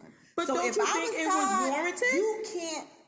You can't come in here and bring me no water, because I'm gonna think you put some Sugar Avery tea in it. No, but it was warranted. In my opinion, I'm sorry. No. I think it was warranted, especially in the beginning, because like Don Juan said, you start dating this man, you marry him, and now he's my boss. Who is he? What is his experience? What qualifies him to be my boss? Before they was married. Because his whole thing was that Todd is coming in and thinking, because he's thinking that he's more than what he is. What my thing was that if we're having a business meeting regarding Candy Coated Nights, the podcast, the show, or the dildos or whatever, we're having a meeting regarding that, and then you bring your husband to the meeting. Kind of awkward, but okay. But then your husband starts barking orders. Who is he? Not only, okay, well, he's my husband. No, what are his qualifications to think that he's going to be boss in the order? But don't you think that's something he should have said to Candy as the boss? I just think Candy wouldn't have. Everyone. I don't think that. Even if you would have said it in front of the camera, we could have made it in front of the camera one-on-one. Mm-hmm. But to me, he was disrespecting Todd from day one, and not because he didn't feel he was qualified. I think because everybody, and Candy is known for being a meal ticket. Mm-hmm. Meal ticket for mama, meal ticket for aunties, meal ticket for the men she was dealing with. She was a meal ticket. Mm-hmm. And I think Don Juan was worried that maybe his usefulness may be called into question. I totally disagree. I don't. Because, listen, just watching the seasons of Real Housewives, I was about to say Real Love and Hip Hop. I mean, it's scripted too, but we have seen Candy with, has it been 2 or 3 guys with the same situation? So if we're seeing that many, imagine how many Don Juan has seen come through in that time frame and over the years of working with her, and he's like, here we go again. I know what this is. But again, I don't think that he's your worried boss in front of everybody. Like, I don't see, like, even if that's your worry, mm-hmm. if you tell me, you don't say that to me in front of my husband. I think that's well, because if your husband is always around and you're having him around and it's like, first of all, I can't get close to you to say anything without him being around. In my opinion, I don't know what Don Juan's background, but for him to be Candy's right-hand man and for her to keep him around, Candy's a smart girl. He must be very useful. I'm not saying he's not. That for me as Todd, he couldn't do nothing for me. But then he comes to, so then you go and you're like, well, you're bringing this man around. I can't get any time. So let me tell you what the problem is. Mm-hmm. Is that, is Todd now my boss? And if so, you never gave me, which, I mean, goes along with being a worker. But he could decide, like, what are your qualifications where you're telling me what to do? You're barking orders. I see, like, you're not qualified. This some bullshit. You're fucking my boss. So now you think you're my boss. I don't want no parts of this. And then go to, I think it's a valid position to have. But I think it's valid to take up with the person who signs your check. Mm-hmm. You don't take it up in the meeting with, I don't know. And I just don't feel like he ever respected anyone that came in there, I feel. And even from the times when he's inserted himself into the women's issues. Mm-hmm. He speaks out of turn. You're an employee. Maybe you get paid by Bravo. We don't know about it, but you ain't holding no peach. No, trust me, he ain't getting paid by Bravo. You get paid by Candy. Mm-hmm. So whenever he does something, in my mind, he's speaking on her behalf. Maybe it's some shit she ain't woman enough to say. No, I don't see it that way. Yeah. Because even when why would you go? You go up to 3 women on the show and start inserting yourself. I was about to say, on that position right there, is that if I see, that's like me sitting around, I don't think that he speaks on Candy's behalf because he's a grown man with his own opinion. But if I see 3 people speaking about somebody I work with and who I consider to be a friend or whatever, and y'all are really just out there dogging her, I'm just going to sit back dogging her and her husband, which he stood up for Todd too. I'm just going to sit back and listen and then go run and tell Candy what I heard. Hell no. And I hate people like that because I say, well, what did you do when they were talking about me? And if you like, girl, I ain't want to assert myself, I'm going to be looking at you with the side eye. Well, I guess you just look at me with the side eye. Because if I'm not in the conversation, I'm overhearing. I don't hear any of the what started the conversation. I wasn't there from the jump of the conversation. I hear bits and pieces, and then I just jump in, and I look like the ass. I didn't think he looked like I think he looked like an ass, and I think he looked unprofessional. I think he looked like insubordinate, trying to kiss up and get a peach. Oh, wow, I put him on the same. When he did that, I put him on the same level as Peter, trying to get his peach. You look like a bitch. So if you were, role play real quick. I'm Candy. Right. You're Don Juan, but the female version. Okay. You remember Phaedra as being my friend because Candy and Phaedra were friends for years. Right. Prior to the show and during the show. And you see her sitting there with two other women, and they're basically just kicking me and my husband's back. And you're right there where you could hear them, and you know other people could hear them. You would just sit there and listen to the conversation. And what would you do? In that instance, I'd probably get up and leave, and I'd just tell you. I wouldn't get into it.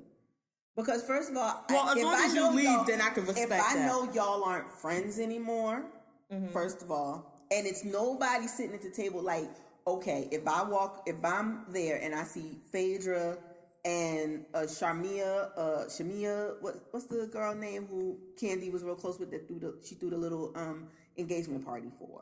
Shamia, I think. If it was like Phaedra and a Shamia, who I know you're very close with, that and one person you're not close with now. But if it's like two people who've hated on you since the beginning, if I see Phaedra and Nene sitting there talking who you've never been really cool, why the fuck do I need to insert myself in that conversation? Well, it's nothing positive going to come from it. They're still going to have their opinion about you no matter how glowing recommendation I give you. So I can respect the fact that you would leave and come with, and that you would leave and say, hey, they out there talking about you. What I can't respect is that a person who would sit there, overhear the whole thing, and then say, girl, let me tell you. But I didn't find him. So I guess if you're saying, look, these are the options that he had. He could have left, say, Candy, they out there talking about you, and then let her handle it. Or he could have listened and not say anything. Or he could have inserted himself. I understand where you're coming from with saying, like, look, he should have chose option A and just left. I didn't feel it was overstepped because they were literally, and I believe it was her party.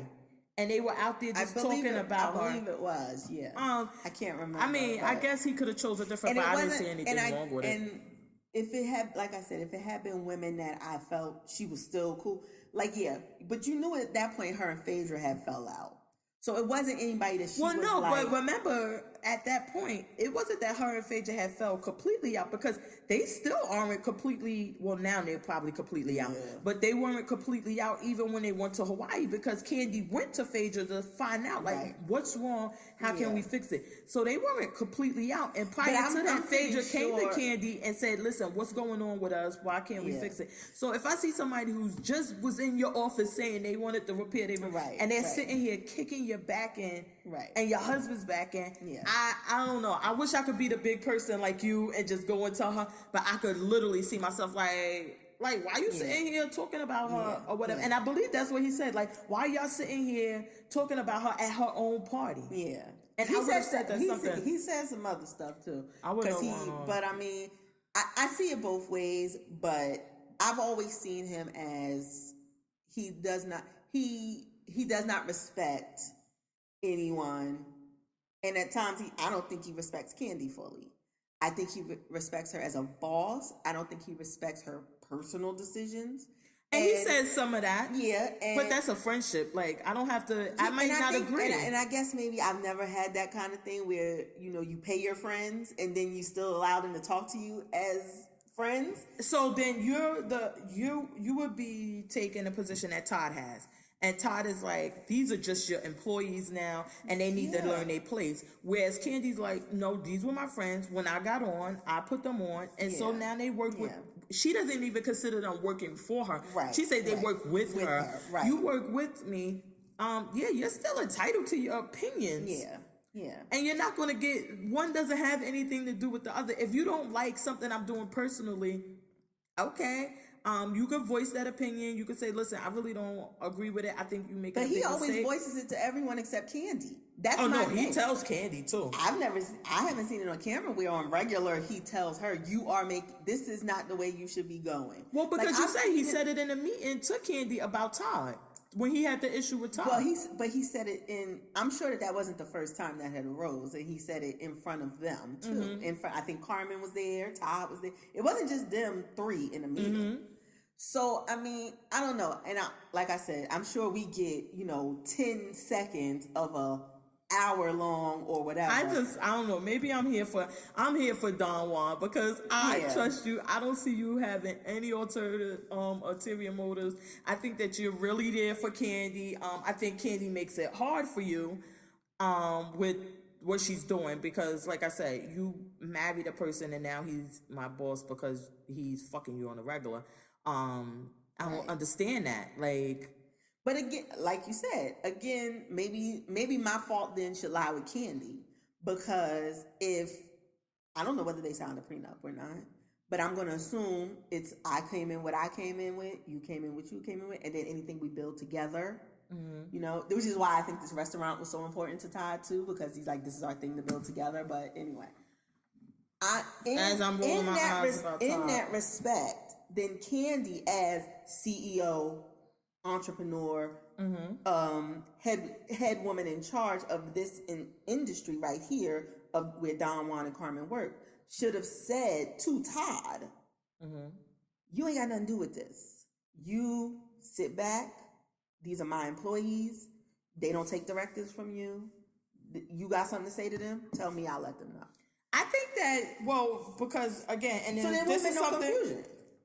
This is an issue like we saw last week when Mary J. Blige was telling her story. Right. That these women, these powerful women, they feel that in order to make their husbands comfortable, they have to do these things. Right. Because I think she agreed with them about Todd being around and about him overstepping. Because I remember, if I'm not mistaken, that she did go to him and say something about him. Like, they work with me. Right. They don't work with you. You got to fall back a little bit. But she was stuck in a position that basically, I got my husband here. He ain't got shit popping. And then he wants to tag along with me to the office. Okay, I let him tag along. But I think he's going to sit out in the waiting room. Instead, he comes in a fucking meeting. So now what do I do in front of everybody? Do I embarrass him and say, hey, we're having a business meeting. Go sit back out in the fucking hallway? Or do I let him sit here? Then I think he's going to shut the fuck up and just sit here and be quiet. But he keeps fucking talking. So now I'm stuck in, I think he's basically putting her in that position because she's like, what do I do? I don't want him to look like a bitch in front of everybody. See, I don't know. I can't agree with that because Todd's a bitch. No, I can see why you would say that. I don't agree, but I can see why you would say that. But I think that they know this is how Candy operates. She lets everybody into every aspect of her life. Mm-hmm. And they know she wasn't going to say nothing to Todd. They know she wasn't going to be the head boss bitch and put him where he should have been. So then why is it a surprise? It should not have come as a surprise. It even had to be. And I'm sorry, but if I was giving men that I was just fucking this type of authority, then this is the motherfucker I actually married. So now you know. So it's now be more. You should know that. Well, now we see that he's not going to be. If I am letting him come in, then yeah, he's your boss too. Don't question it. Because all these other niggas that you let boss you around, we was just boning and you let them boss you around. See, you let AJ come in here and boss you around probably. I was about to say, and that's another, that's what I'm saying. But I would still have an issue with it, but I would tell her, listen, I got a problem with it, and we would just work from there. But then on this had an episode, uphill battle from the beginning. Moving on. We saw, we're going to keep going back and forth. I know, because I can't stand Todd. Let's talk about Mama Joyce and Beyonce. Well, I was going to say the thing I was thinking about was that Todd and Candy are still friends with Apollo. And Apollo says that his girlfriend or fiance is coming to the party. And she looks like that girl from Love and Hip. I was told Love and Hip Hop Hollywood. Yes, right? Okay. Nikki. She looked just like Baby. her. I thought that's who it was. So Todd being the bitch that he is, instead of saying, yo, Apollo, that's not a good idea. I don't think you should tell her, don't come. We appreciate your love and support, but just tell her not to come. He's like, oh, okay, great. Oh, this is Miss Nita. You thought she was going to come? I didn't think she was really going to come. I thought Apollo was just bullshit. First of all, the bitch obviously don't live in Atlanta. But she's thirsty for attention. Why wouldn't she come? First of all, you get with a man that's in prison, and you know right off the bat when you meet him, he has before he went to prison. Well, she said they were friends. Mm-hmm. Friends. Well, if I got chocolate, you got Miss Nikki almost 80. So, but why would you? So now you know she's thirsty for attention, right? You really think she wasn't going to show up? Okay, this is one of two things I feel. One of two things. Maybe he already knew Phaedra wasn't coming. Because she obviously didn't RSVP when they invited her. So that's one of two things. So maybe he didn't. He screw face on that. And then maybe Bravo said, look, we need this. She needs to show. And we need all these women to welcome her with open arms and catch this tea that she going to be trying to serve. Because how does she, if I tell you she coming, and then all of a sudden I can make a phone call from Philadelphia to call at the exact same moment from prison, and then we could all have a conversation with everybody. Yes, he could have called her and said, what I'm saying. They were all thirsty. Don't go. Todd and them, or what they could have done is, listen, Todd could say, listen, I don't think that's a good idea. If he would have said, oh man, she already on her way down here or whatever, he'd say, listen, give her a call, tell her not to come. If you want, we could pay for her plane ticket or whatever. However she got down there. Yeah, I'm about to say, like, Bravo she cannot. Todd, no, she's coming. Be there. Like, I just didn't see. Yeah, and even if Bravo had stepped in and said anything, I mean, you could have easily just said, like, look, you could have had it on camera where you're saying, this is not a good idea. I'm against it. But why would you think they would say that when they've obviously fallen out with Phaedra? They don't have any use for her friendship anymore. They're not trying to conserve their friendship with her. And why would they turn this girl away? Well, because at that point, it wasn't... Because even Candy said, I feel awkward having this girl here. So apparently, Candy is not on that boat yet where she's like... And I don't know, even where she's... Let me finish that part. That she's completely done with Phaedra. However, even me, if I have a friend and me and you were really good friends and for so many years and we just have a falling out or a disagreement and we're not rocking right now, I'm not crossing you. It just, the shit ain't gonna happen. I'm not crossing you. Phaedra and Todd were never friends. Well, because Todd a bitch. But I could see if Candy, I'm not crossing you. If Apollo had called, like, say if the situation was reversed, instead of Peter being in the car, it was Candy and Todd in the car. Mm-hmm. I could have seen Candy shutting it down right then.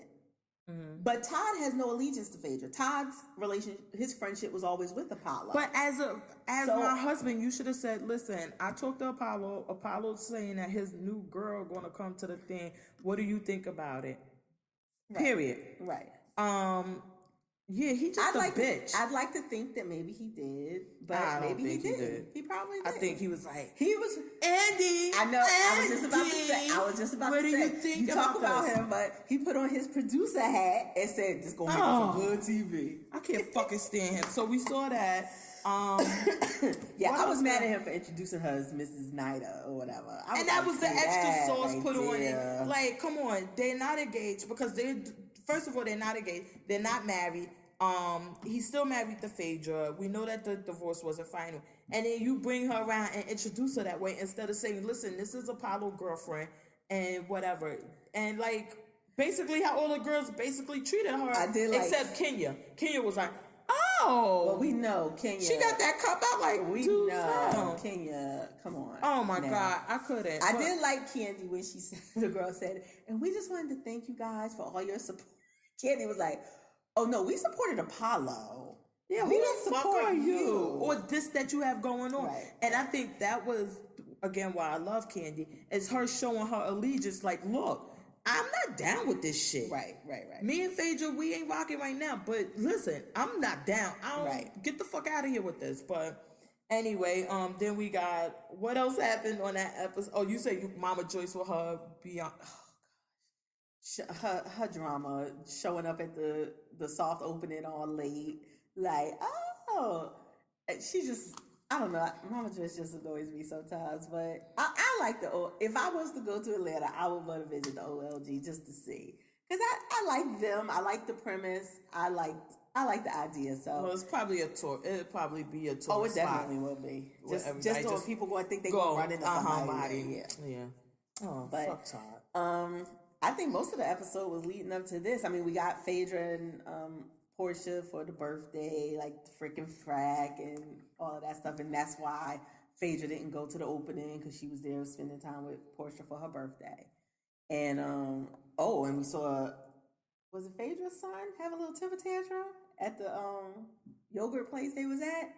And what do you Her boys are so cute, my God, they make me sick. Oh my God, they are. But I don't know, he did something. He was sitting up there, he was like, and we're not going to talk about it. And this is the youngest one. Yes. The and what is his name? Aiden was sitting there like what is his name?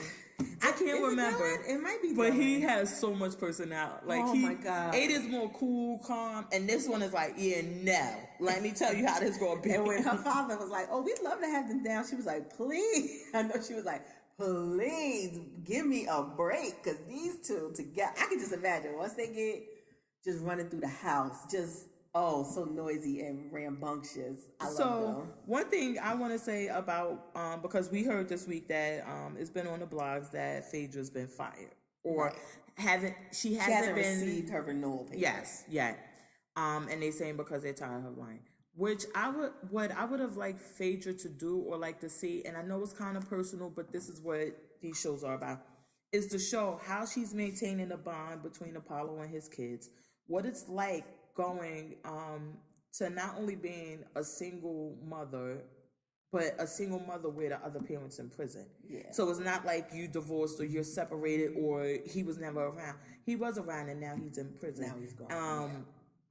How she maintains that relationship, things like that she could have made, and it would have just been special to her character, and it would have been something she could bring outside of the other ladies, which she could have got more time for. Like, look, Bravo, this is what I'm going to do, and this is how I'm going to do it. Also bring in Quad's husband from Married with Medicine again, because remember she wanted to see him one time, but to bring him in and set up the counselor session, like the tell a story about what's going on in her life without being so fucking fake. Yeah. I think that's another thing that maybe the producers are tired of, because I know me watching, I'm tired of her being so fucking fake all the time and lying.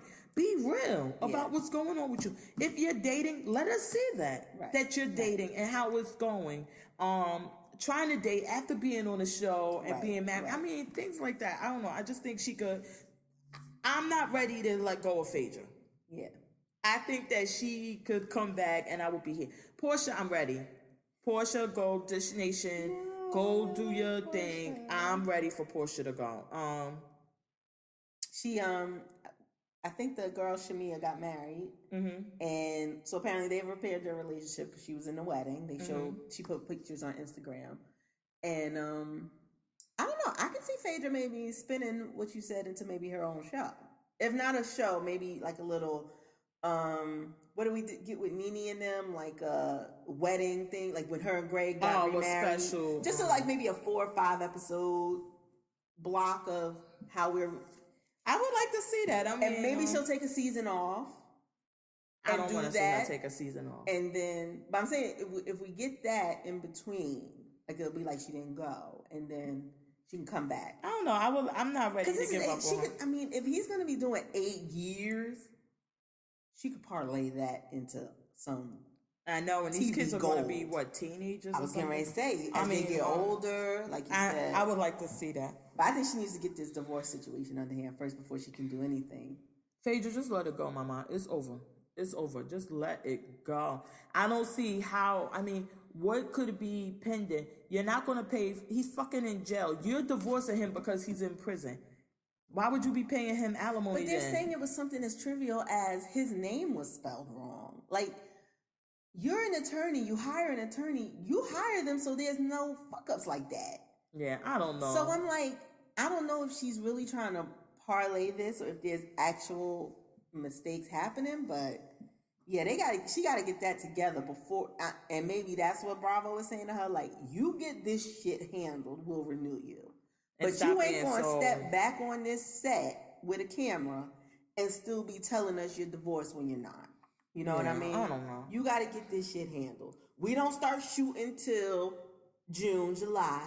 So you got 3 months, bitch, to get your life. Well, let me tell you, honestly, if I was Bravo, what I would do, I would just be putting out the facts, like how they did. What show was that? Oh my God, was it one of the Housewives of DC? No, it was Love and Hip Hop when they did it to Yandy. Remember, Yandy kept saying, "Oh, well, this is what happened," and they put up in words like, "No, this is really what happened. This is the truth." Right. If they would do that on her, like, "Look, we got the divorce papers, and it's right here," and it showed that she filed pro se and she knew how to spell her name. I mean, do stuff like that. Well, remember they do their little. We'll see what they post at the end, because remember when they do their wrap up. Tonight is our finale. Yes, and then we have 4 episodes of a reunion. But you know, when they do the ends, they give you like little blurbs on each woman and what they're doing now. So we'll see how they say, you know, this whole, well, she said she was divorced. They filed a divorce. Then it was rejected by the judge. Like, will that be her little blurb? I would like to see that. So, do you have any other shows? No, we could go into our picks.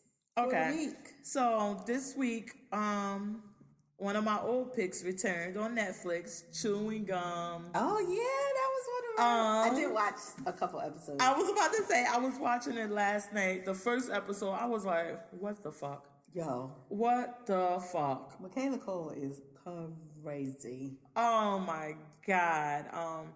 Yeah. Did you finish it? No. Okay. I didn't finish. Did you finish? No. Because there were only like 6 episodes. Yeah, I think I got up to number 4. Damn. I got up to 2, so I need. It's only half an hour. I know, but it was so it was funny with her and maybe we should save that for next week because we had the 2 hour mark. So that'll give you a chance to watch some people and then come back to us next week and we'll have a full blown discussion ready on Chewing Gum. Yeah. And then I'm gonna watch the shots. But other than that, my recommendation is Chewing Gum. I'm also recommending Little Women because I want this to be a part of the show because let me tell you, after watching this week episode of Little Women Atlanta, I was dying to talk to somebody about it. And I meant to text you in the week saying, you must watch Little Women Atlanta. No excuses. I don't care how you do it. I got the message via osmosis. Yes. I made sure to watch. Thanks. I'm so happy. But so Chewing Gum is one of my picks. And then I have Little Women. And I saw a show coming on Showtime or whatever. Was it Showtime or Stars? About, is it White Princess? Stars. Yeah. Oh, okay. So I was thinking that looked interesting. And maybe I don't know. We'll see. Yeah. They had a white queen on before that I wasn't a fan of. Oh, so okay. I'm like, so maybe it's not going to be. And it's then okay. What we got on Big Little Lies was the thing showing that Game of Thrones. Oh, yeah. They're coming back in July this year. Yeah. So, it's going to be good. I know. We might have just Game of Thrones episodes because, you know. That's all right. All right. So what are your picks for this week are, I told you last week I was going to watch a couple episodes of Harlots on Hulu. Mm-hmm. I actually really dug it, but they do upload one episode every week. So on Wednesdays, it's 2 episodes in already, but it's historical London, warring whorehouses, and girls' virginities being auctioned off, and oh my god, it's very interesting. So if you're a kind of history buff and you like a little gratuitous sex in your TV, Harlots may be your kind of thing. I also had Chewing Gum, but I also had The Get Down, which also uploaded on Friday, season 2. That's the Jaden Smith show, right? That's the Jaden Smith, and it's about the DJs in New York and the Bronx and all of these different sects of hip hop. It's one of those when they ask you in Brown Sugar, when did you fall in love with hip hop? Like, this is one of those series that answers that question for everybody. I think. So that was one of my picks. And Archer, I don't know if you ever watched Archer. It's an animated series. It's only half hour. On FX. Yes. Yeah. So Archer came back this week. Season 8 started. And we're doing Dreamland, which appears to be like a 1920s kind of theme for Archer. So oh my god. I'm here for it. I love Archer every season, his inappropriate ass. So I love him. Oh, wow. Those are my picks. Oh, well, I'm going to check out I got to see if I still have the Hulu, even though, I hate watching stuff on my binge things and I can't binge. Mm-hmm. But I'm going to give it a shot. I also had, before we go, a documentary, Disgraced, on Showtime. Okay. It was really good about college basketball since we just finished up with March Madness. Yes. Okay, cool. I like Okay, that. so we're getting around the 2 hour mark, so let's wrap this up so we're not like last week.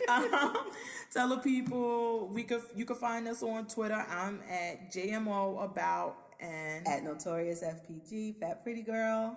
okay, and then we're available on iTunes, Google Play, SoundCloud, and YouTube. And we're usually, well, no, not usually. We are available on Tuesdays. This week, I apologize. I got it up late because it was a big file this time. But hopefully, we won't have that problem anymore. We're going to try to keep improving so we can get more viewers. We hope you're enjoying us thus far. If you have any recommendations for any shows you want us to add, just let us know.